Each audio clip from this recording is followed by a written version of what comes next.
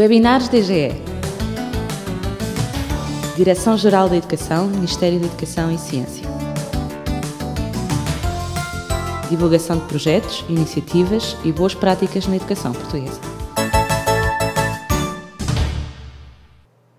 Bem-vindos a mais uma sessão webinar, desta feita sobre o tema Parcerias Pedagógicas. Temos connosco a professora doutora Estela Costa, do Instituto de Educação. Muito obrigada por ter aceito o nosso convite para partilhar connosco os seus pensamentos acerca desta temática.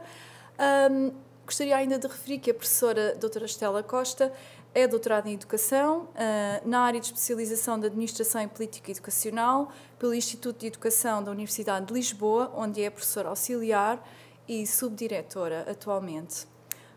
Professora Estela, gostaria então de começar por lhe perguntar o que são parcerias pedagógicas. Em primeiro lugar, eu gostava de agradecer o convite da Direção-Geral de Educação, nomeadamente gostaria de agradecer ao Dr. Paulo André, a doutora Luísa Gordo, e tenho muito gosto em tê-la aqui comigo, a doutora Fátima Mendes. Em relação às parcerias pedagógicas, as parcerias pedagógicas são práticas de ensino partilhado.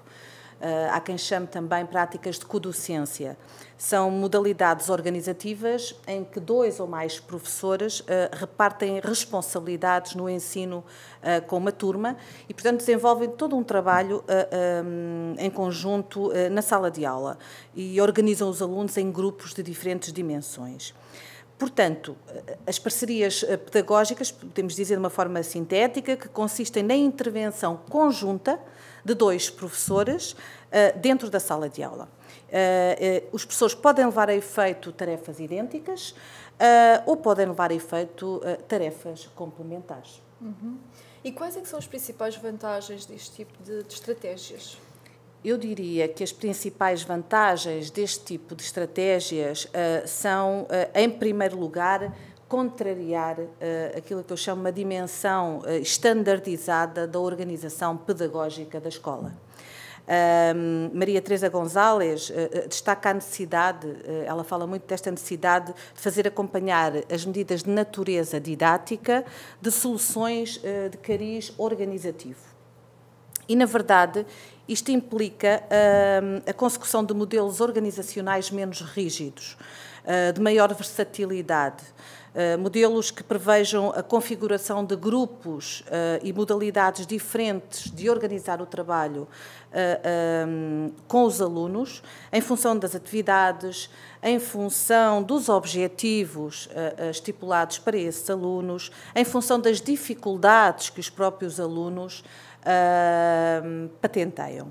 E, portanto, do meu ponto de vista, uma das principais vantagens é permitir-nos repensar o espaço como recurso educacional maleável. O espaço, nós esquecemos muitas vezes, circunscrevermos às questões do currículo, circunscrevermos a um conjunto de aspectos e esquecemos que é possível adaptar o espaço, é possível formatar o espaço de modo a que se possa responder de forma mais eficaz às necessidades educativas dos alunos. Uhum. E do ponto de vista do aluno em si mesmo, quais é que são as mais-valias deste tipo de abordagem? Do ponto de vista dos alunos, eu considero que as mais-valias consistem, sobretudo, na possibilidade de se responder à diversidade dos alunos, aos problemas de aprendizagem em contexto de inclusão, ou seja, dentro da sala de aula. Desde logo, permite a redução do rácio professor-aluno. Depois, permite estabelecer-se relações pessoais mais estreitas entre o professor e o aluno. Além disso, trabalhar em parceria significa conseguir detectar as dificuldades específicas dos alunos de forma mais real. Ou seja, permite agrupar alunos com classificações idênticas, permite agrupar alunos e trabalhar com os alunos em grupos específicos com problemas de aprendizagem análogos, permite trabalhar com os alunos com ritmos de trabalho semelhantes. E isto é, de facto, uma mais-valia. Permite também trabalhar com grupos específicos, favorecendo a definição de estratégias flexíveis, que são direcionadas para diferentes casos, uma vez que há esta possibilidade de se adaptar o ensino às características, às idiosincrasias dos casos específicos que temos dentro da sala de aula. Depois há a questão dos materiais pedagógicos, a construção dos materiais pedagógicos. Neste caso, é possível adaptar os materiais pedagógicos à realidade de cada um dos grupos que são constituídos dentro da sala de aula e também tendo em conta o próprio grupo turma, portanto, o coletivo. E, por fim, há um aspecto interessante e eu falo com base em experiências concretas, em evidências empíricas, em que auscultamos alunos e em que auscultamos professores que trabalharam em codocência, na verdade, há um aumento da motivação dos alunos. As aulas são mais dinâmicas, são 2 professores a trabalharem em parceria, o feedback é dado de uma forma mais imediata e o ensino é também ele mais individualizado. Uhum. Bem, do ponto de vista dos professores, também existem alguns benefícios para os próprios professores quando trabalham em parceria? Sem dúvida, sem dúvida. Por vezes esquecemos-nos desse aspecto que tem que ver com o desenvolvimento profissional do professor. O ensino partilhado favorece o processo de crescimento pessoal e profissional dos docentes e favorece porque vincula os professores a situações que enfrentam diariamente, cria condições que favorecem a partilha de responsabilidades. O nosso professor não está habituado a trabalhar em situação de sala de aula em áreas como as línguas estrangeiras, a língua portuguesa, as ciências naturais e digamos que os professores dizem-nos, e este foi, a partir das narrativas dos mesmos, conseguimos perceber que se favorece a consciencialização e a discussão de dilemas profissionais. Só estando os 2 dentro da sala de aula, só partilhando a lecionação, o apoio aos alunos, a gestão da sala de aula, é que é possível percepcionar um conjunto de aspectos que de facto são importantes para os professores e que normalmente quando o professor está só dentro da sala de aula dificilmente tem percepção dos mesmos. E portanto permite esta questão do trabalho em parceria, permite que se instaure uma dinâmica de reflexão em ação e sobre a ação.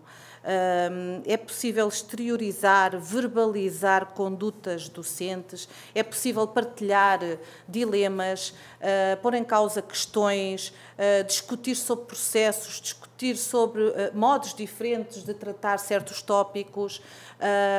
Quando se trabalham, por exemplo, oficinas de escrita em língua portuguesa, nomeadamente, há um outro trabalho muito mais enriquecedor para ambos os professores. E, portanto, há um conjunto de aspectos que nos permitem sustentar esta ideia de que se está a trabalhar também do ponto de vista do desenvolvimento profissional dos professores que trabalham em ensino partilhado. Uhum. Tendo em conta todos estes benefícios, tanto para o professor como para os alunos, de que modo é que a direção é que pode apoiar a implementação destas estratégias?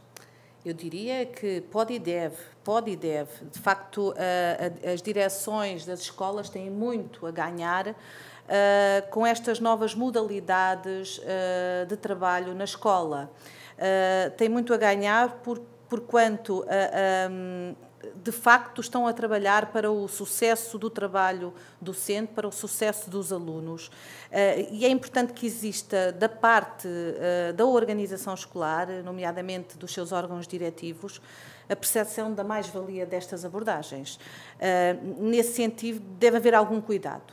Deve haver algum cuidado nas parcerias que se criam, portanto, torna-se crucial não juntar elementos, professores que não se relacionam. É importante ter sensibilidade para perceber a potencialidade dos pares, de quem pode trabalhar com quem. Isto exige, de facto, um grande conhecimento do corpo docente, das suas capacidades, dos seus modos de trabalho, e é preciso, de facto, ter um conjunto de cuidados quando se formam as parcerias pedagógicas no arranque de cada ano letivo. Igualmente, é importante que esteja contemplada nos horários dos docentes uma hora comum de reunião para todos os professores da mesma disciplina. Isto porque, devido à complexidade de elaboração dos horários dos professores de toda a escola, é necessário que se acautele este espaço, que é o tal espaço onde se articulam a montante e a jusante, todo um conjunto de aspectos importantes para que o trabalho em parceria resulte. A montante, que tem que ver com a planificação, com a articulação, com a questão dos objetivos que se estipulam. A jusante, que tem que ver com todo um trabalho de avaliação e de monitorização e de discussão do conjunto de aspectos que emergem de cada momento em sala de aula e que necessariamente têm que ser debatidos pelos professores. Estes momentos de interação entre os professores fora da sala de aula são, de facto, tremendamente importantes para que o que se passa dentro da aula resulte e para que da sua própria perspectiva profissional individual haja de facto saia um crescimento para ambos os professores. Então, e quais são então os fatores de eficácia para o sucesso das parcerias? Bom, os fatores de eficácia essenciais para que as parcerias tenham sucesso podem ser vários. Eu optei por trazer aqui hoje o trabalho da Susan e do Frank Gately, que são dois autores que têm trabalhado imenso as questões da codocência e que elencam 8 componentes da relação em codocência e com os quais estou de acordo e que penso resumem o essencial dos fatores de eficácia associados às parcerias pedagógicas. Desde logo, é necessária uma eficaz comunicação interpessoal. Isto significa que os professores que trabalham em parceria deverão ter competências verbais, não verbais e sociais que sejam competências trabalhadas. Competências deverão ser pessoas que tenham essa capacidade de trabalhar com o outro, de se dar ao outro, de se relacionar com o outro e de se expor ao outro, não é? Porque a ideia da partilha traz consigo a exposição. Mas a exposição percebida aqui do ponto de vista das mais-valias profissionais de um e do outro. Portanto, esta comunicação interpessoal é de facto necessária e importante. Num segundo momento, podemos falar da questão do espaço, a organização do espaço da sala de aula, a disposição física dos materiais, a disposição física de alunos e professores, onde é que se colocam estes atores dentro da sala de aula, como é que se organiza o espaço, qual a disposição mais adequada para o tipo de aula que iremos lecionar. E, portanto, é um segundo aspecto que eu valorizo na sequência do trabalho destes dois autores. Em terceiro lugar, a questão da familiaridade com o currículo.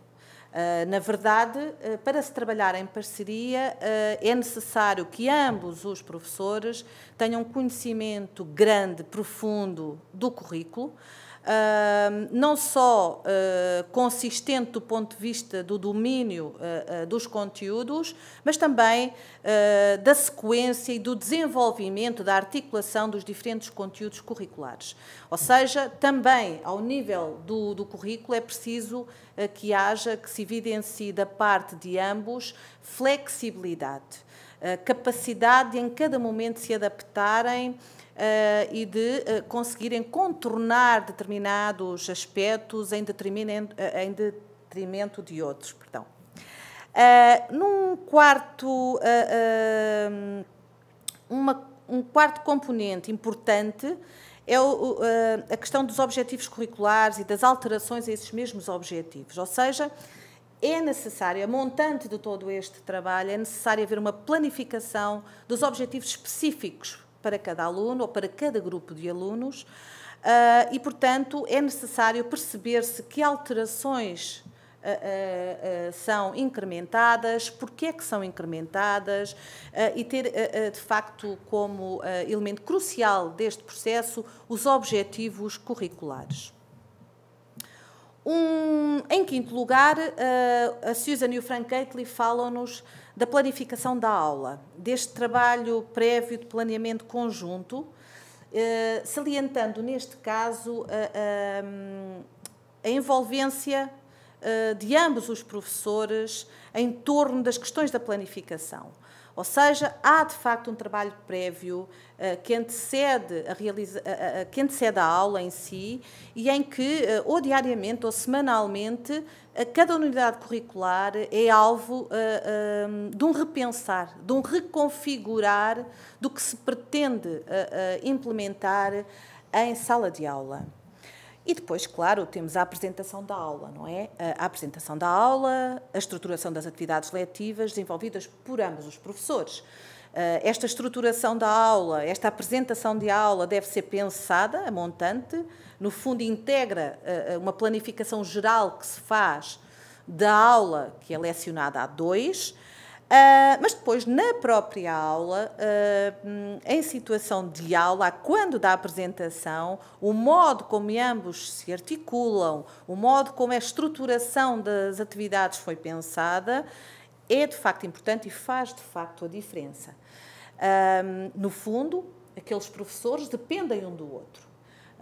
Não é um momento a solo, é um momento a dois. E, portanto, os alunos percebem quando as atividades foram trabalhadas, foram planeadas, percebem perfeitamente quando o trabalho de casa foi feito, o trabalho de casa dos professores.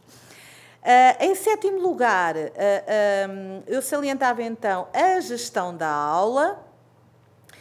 E aqui há duas componentes principais, as regras e as rotinas de aula, e, portanto, esta questão da regra, da rotina, tem que ver com apropriarem-se os professores e os alunos de um conjunto de aspectos que integram a aula daqueles dois professores, e depois o relacionamento, os papéis que cada professor desempenha, e que podem ser papéis diferentes, em diferentes momentos. Não têm que ser sempre os mesmos papéis. E, por fim, a avaliação, ou seja, é necessário proceder-se a um sistema de avaliação dos alunos, a uma monitorização que é feita a posteriori e que tem em conta preservar, sobretudo, a coerência do grupo de alunos que temos ali. Muito bem. Podia falar-nos agora das principais modalidades das parcerias pedagógicas? Com certeza, são 6 as modalidades de parcerias pedagógicas e são elas o ensino paralelo, o ensino em estações, o ensino em equipa, o ensino alternativo e depois mais duas, o ensino com observador e o ensino com assistente. O ensino paralelo, nesta modalidade, vamos dizer assim, nesta abordagem às parcerias pedagógicas, os professores compartilham a responsabilidade quer pela planificação, quer pela lecionação. A turma é dividida em 2 grupos e cada professor ensina a metade da turma em simultâneo. O conteúdo abordado nesta abordagem é o mesmo, embora a lecionação e os estilos de ensino possam variar de professor para professor. E, portanto, isto permite dar um maior apoio aos alunos, permite uma maior supervisão e uma maior participação dos alunos dentro da aula. Esta divisão pode ser feita na parte da frente e na parte de trás da sala, nas laterais, portanto, no fundo, são 2 grandes grupos que são criados e são usadas uma variedade de estratégias baseadas nos alunos e nas suas necessidades curriculares. Um grupo terá determinadas características, o outro grupo terá outras características e digamos que esta flexibilidade permite, de facto, melhorar a instrução. Ambos os professores desempenham aqui um papel ativo no ensino que ministram. Depois temos o ensino em estações, em que os professores dividem também a responsabilidade pela planificação e pela lecionação, dividem o conteúdo e dividem os alunos. Aqui cada professor ensina uma parte da matéria a um grupo e em seguida repete para o outro grupo. Portanto, os professores ensinam conteúdos distintos, a grupos distintos dentro da sala e posteriormente repetem essa lecionação a outro grupo. Portanto, os grupos giram de estação para estação. Os grupos de alunos vão girando de estação para estação, onde está um professor diferente. Isto possibilita variações no conteúdo que se ministra, modos diferentes de transmissão de matérias, também elas diferentes, e que se adaptam às características diferenciadas dos alunos.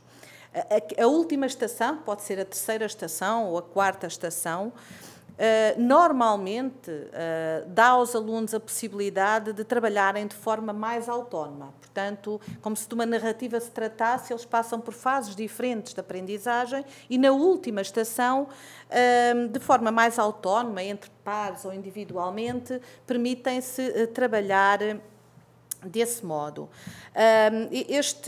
O ensino por estações permite um rácio professor-aluno mais baixo, como é óbvio, permite que todos os professores trabalhem com todos os alunos da turma, porque vão rodando pelas estações, resulta em menos problemas disciplinares, devido à maior atividade e envolvimento dos alunos, permite também aos professores acompanhar de uma forma mais próxima a aprendizagem e o comportamento dos alunos, e, na verdade, pode ser utilizado o ensino em estações para aumentar a participação dos alunos. É um modelo que também é muito usado quando os conteúdos têm algum grau de complexidade e, portanto, utiliza-se este trabalho parcelar em estações que, de uma forma bastante feliz, consegue ter resultado. Eu diria que é uma modalidade que me agrada particularmente. Depois temos o ensino em equipa. Também neste caso, os professores compartilham a responsabilidade pela planificação e pela lecionação. Os alunos permanecem em grande grupo, portanto, no grupo turma. Os professores dão a aula em equipa, a 2, e, portanto, é uma abordagem que requer uma enorme confiança mútua. Eu própria a utilizo variadíssimas vezes em trabalho, nomeadamente de formação de professores. E é uma abordagem riquíssima, que requer, na verdade, uma enorme confiança, uma enorme empatia entre os professores, um enorme respeito entre os professores. A maioria dos codocentes, a maioria dos professores que já trabalharam em ensino partilhado, consideram-na, ao ensino em equipa, esta abordagem, a forma mais complexa, a mais gratificante também, porque estamos muito dependentes um do outro. Claramente, de uma forma muito visível, e dos estilos um do outro. E, portanto, é necessário este trabalho em simultâneo, tem que assentar, de facto, uma enorme confiança que tenham estes professores um no outro. E, portanto, é um modelo bastante dinâmico, incrementa uma dinâmica na turma muito interessante, e depois permite que os professores demonstrem conhecimento individual ao estabelecerem entre si diálogo perante a turma sobre os conteúdos, sobre as intervenções que são feitas pelos alunos, e é, de facto, um modelo verdadeiramente gratificante, desafiante. Uma outra abordagem é do ensino alternativo. Os professores dividem também a responsabilidade pela planificação e pela lecionação da aula. veiculam em simultâneo a mesma informação, contrariamente ao que sucedia no ensino em estações. Aqui a informação que veiculam é de facto a mesma, simplesmente um professor trabalha com um grupo maior, o outro professor trabalha com um grupo menor. Portanto, a maioria dos alunos permanece no grupo de maior dimensão e o grupo menor, é importante que se saliente este aspecto, não é um subconjunto permanente da turma. É formado e reconfigurado à medida das matérias, dos conteúdos, dos objetivos que se pretende alcançar. E, portanto, normalmente este pequeno grupo é formado para trabalhar atividades de pré-ensino, de enriquecimento, de intervenção diferenciada, noutros casos para desenvolver uma atividade específica, particular, que se deseja depois apresentar à turma, ou então para apresentar conteúdos usando-se um método ou uma estratégia alternativa que responda particularmente às idiosincrasias daquele grupo. Digamos, o professor deste grupo mais pequeno, no fundo, tem que introduzir um conjunto de modificações no modo como ensina, no ato de ensinar, para atender às necessidades destes alunos, deste pequeno grupo. O ensino alternativo deve ser utilizado em certos aspectos, em certos momentos, diria antes. Portanto, quando o conhecimento da matéria varia muito e de modo significativo na turma, quando há, de facto, oscilações grandes no modo como os alunos dominam determinada matéria, e aí há necessidade de se trabalhar com um grupo menor ou com grupos menores em diferentes momentos ao longo desta matéria, ao longo do período em que seleciona determinada matéria, deve ser utilizado também para se gerir o comportamento dos alunos, de modo a que grupos específicos de alunos se concentrem na aprendizagem. Deve ser utilizado ainda para monitorizar o desempenho dos alunos, de modo a permitir dar um feedback imediato, de modo a permitir o reforço e a correção imediata àqueles alunos específicos, e falo concretamente do grupo mais pequeno.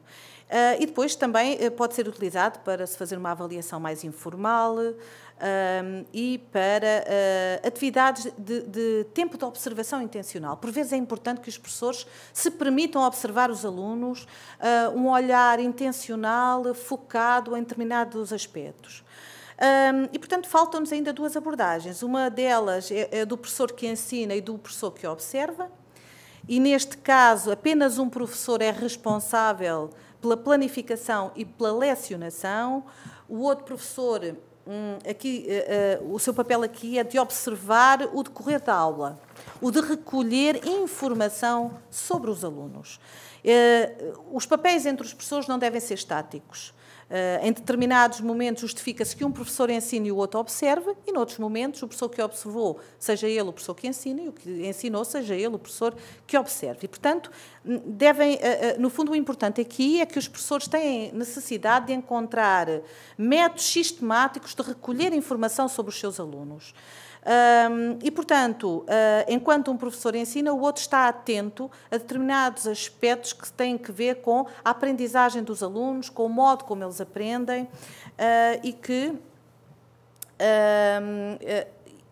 portanto, é uma abordagem útil durante as primeiras semanas de aulas e perto do final do ano letivo. É um modelo que deve ser utilizado de 5% a 10% do tempo de aulas durante cada período letivo. Permite aos professores focarem-se nas necessidades dos alunos de modo mais explícito, no domínio dos conceitos, em questões comportamentais, em aprendizagens requeridas, portanto, e permite também aos professores monitorar as suas próprias competências. Os professores, permite que os professores, que haja uma revisão, que os professores tenham atenção ao comportamento não só do próprio professor, mas também dos alunos, para que possam tomar decisões sobre as aulas, sobre os alunos, sobre as turmas. Por fim, há uma abordagem que se chama um ensina, o outro auxilia, em que um professor é responsável pela planificação e pela lecionação e em que o outro professor circula pela sala e presta assistência aos alunos. Eu diria que na maioria dos casos de ensino em codocência há uma tendência para se utilizar este modelo. O que é errado, uma vez que cada um destes modelos pode ser usado numa mesma aula, podemos usar vários modelos, num mesmo período letivo podemos usar diferentes modelos, portanto, os modelos devem responder às necessidades evidenciadas pelos alunos.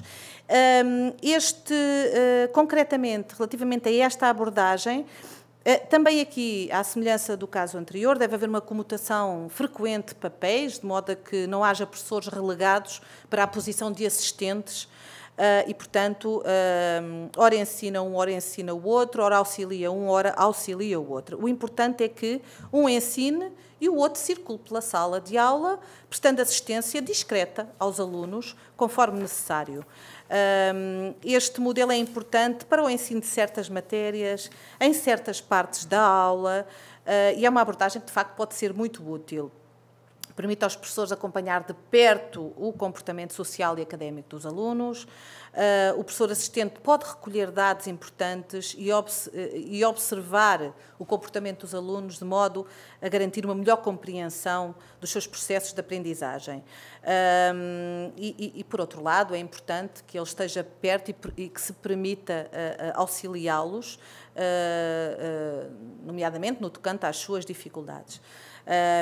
E esta é de facto a última abordagem que eu gostaria de salientar e, por fim, referir, sublinhar, de facto, a importância de as abordagens serem utilizadas à medida das necessidades dos alunos. E, de facto, não é necessário que um modelo destes ocupe uma aula inteira. Pode ocupar um bloco de 45 minutos e, no bloco seguinte, utilizar-se outro modelo e, portanto, deve responder às necessidades específicas de aprendizagem dos alunos, dos objetivos curriculares estipulados, dos objetivos comportamentais e de aprendizagem estipulados.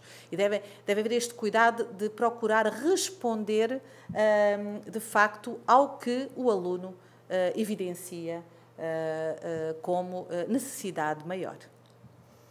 Penso que a apresentação foi bastante ilustrativa daquilo que são as parcerias pedagógicas, suas potencialidades e modalidades. Qualquer dúvida que surja relativamente às parcerias pedagógicas e esta apresentação em particular poderá ser colocada para webinar@dge.mec.pt.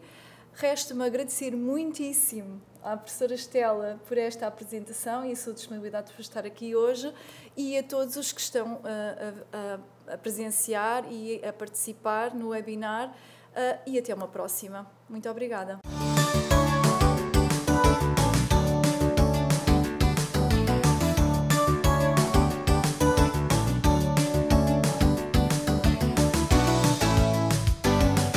Webinars DGE. Direção-Geral da Educação, Ministério da Educação e Ciência. Divulgação de projetos, iniciativas e boas práticas na educação portuguesa.